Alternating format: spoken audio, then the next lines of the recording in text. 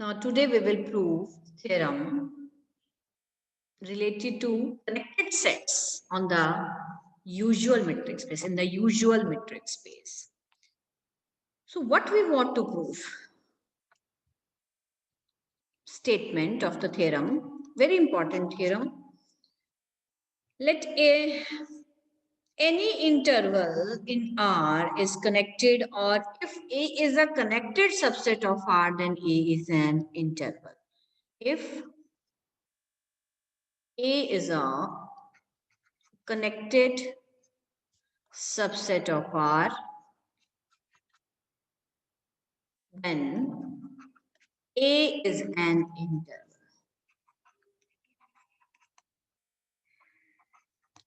Now A connected लेके चलना है, प्रूफ करना है A इंटरवल है बेटा, ठीक है। किसी सेट को, किसी भी सेट को अगर मुझे इंटरवल प्रूफ करना है तो इसका मतलब ये है कि अगर कोई एलिमेंट x जो है वो A में आ रहा है, ठीक है, और y भी एलिमेंट क्या है, A में आ रहा है, right? Then there will be an element between x and y, and x less than z less than y. अगर एक एलिमेंट इसके बीच में आ रहा है, अगर वो एलिमेंट A के अंदर आ जाएगा तो बेटा A क्या बन जाएगा, interval. If any two points belong to the set A, right? And if any number which lies between these two numbers, right? Then if that number belongs to the set A, then A is an interval. So on the basis of this concept, हम इस theorem को prove करेंगे, right? That is to prove for all xy belongs to A, right? And for all z with क्या satisfy कर रहा है, x less than z less than y, we have, हमारे पास क्या आना चाहिए, z belongs to A. It implies A is an interval. ये अभी सिर्फ to prove लिखा है, हमें करना क्या है, ठीक है जी. अब अगर ये सब कुछ हो जाएगा तो A इंटरवल हो जाएगा. मान लो xy A को बिलोंग करता है and z is the point which is lying between x and y. ठीक है, टू प्रूफ क्या है, z बिलोंग्स टू ए. मान लिया z a को नहीं बिलोंग करता, ठीक है जी, कॉन्ट्रोडिक्शन से चलेंगे. So from where to start, let if possible prove करना है ए इंटरवल है. मान लिया ए इंटरवल नहीं है. अगर ए इंटरवल नहीं है देन अगर दो पॉइंट्स अगर ए में आ रहे हैं and there exist a point z that such that the z is lying between a and x and y, but z does not belongs to a, right? z जो है वो a में नहीं आ रहा, right? चलो अब हम इस तरह से बना लेते हैं रियल लाइन में, because we are working under the real line. So you have taken x here, you have taken y there, z is a point which is lying between x and y. Now अब minus infinity से z एक interval है, z to infinity दूसरा interval है, क्योंकि ये open interval है. Minus infinity to z and z to infinity are open sets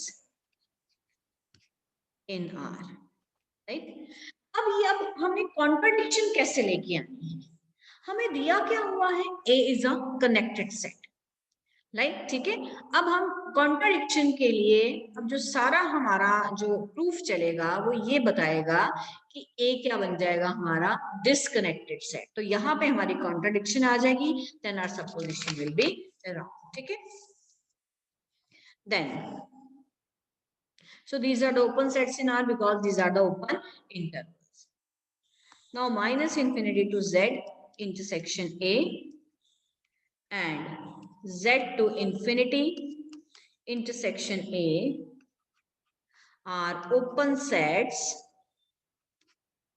in R intersection A, right? हमने क्या किया, उन दोनों इंटरवल के साथ क्या ले ली, इंटरसेक्शन, क्योंकि ये भी क्या है, देखो हमने, देखो ये चीज है, अगर मैं कहूँ A ओपन सेट है R में, ठीक है, तो A intersection B open set है R इंटरसेक्शन B में, वही किया हमने. तो हमारे पास दो ओपन सेट्स पड़े हुए थे, हमने एक उस सेट A की इसके साथ इंटरसेक्शन कर दी, right?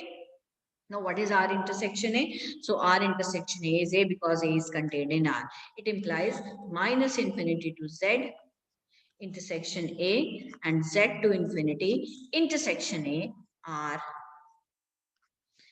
open sets in A. Are open sets in A.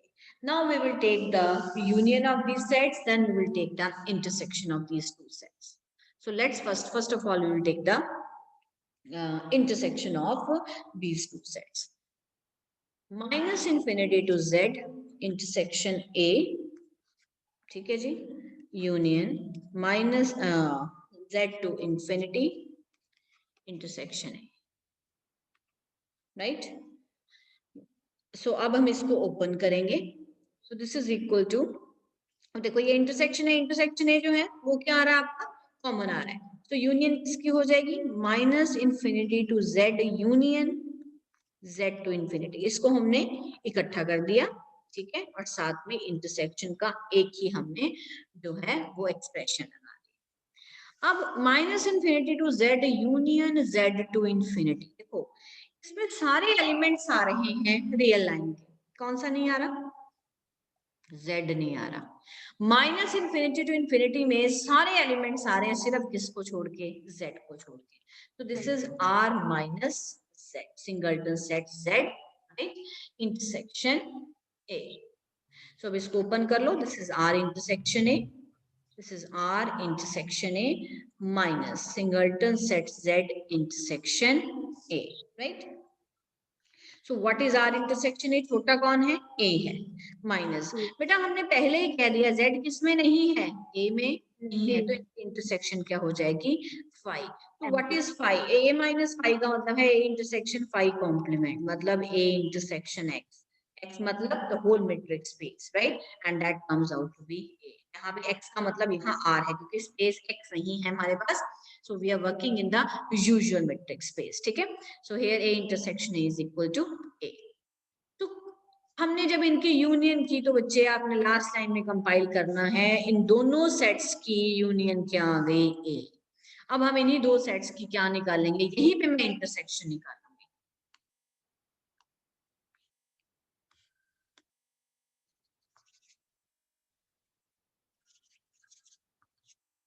Union आप याद रखेंगे, यूनियन क्या आई है, A आई है.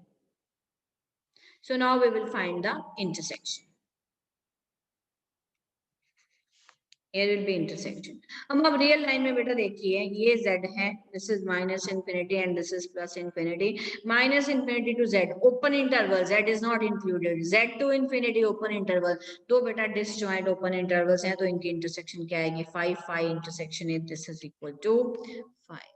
तो आपने रियल लाइन में दो सेट्स ढूंढ लिए हैं, ठीक है, जिनकी यूनियन A के बराबर है और जिनकी इंटरसेक्शन आपस में क्या है, 5, ठीक है. So therefore minus infinity to Z intersection A union Z to infinity intersection A, this is equal, the union is equal to A, and minus infinity to Z intersection A intersection Z to infinity intersection A, this is equal to 5. Right? So the next point is, next what we want to prove that now x जो है बेटा वो किससे छोटा है, z से. Number line पे represent करिए, here is x, here is z and here is y. Clearly x is less than z. It implies x belongs to minus infinity to z.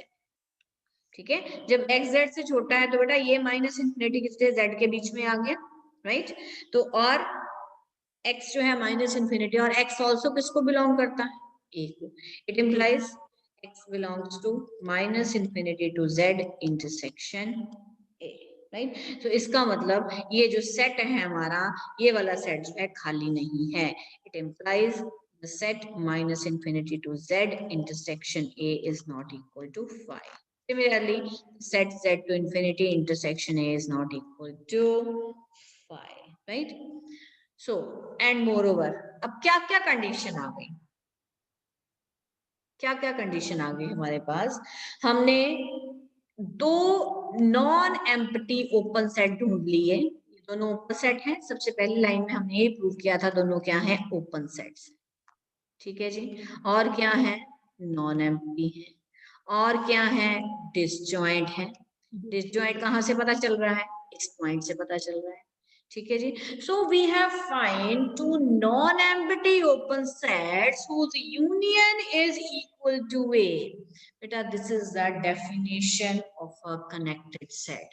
So therefore यहाँ से क्या आ गया हमारे पास, it implies A is a disconnected, connected नहीं disconnected, A is a disconnected set, which is a contradiction to the given, ये contradiction आ गई to the given fact that A is a connected set, hence our supposition is wrong.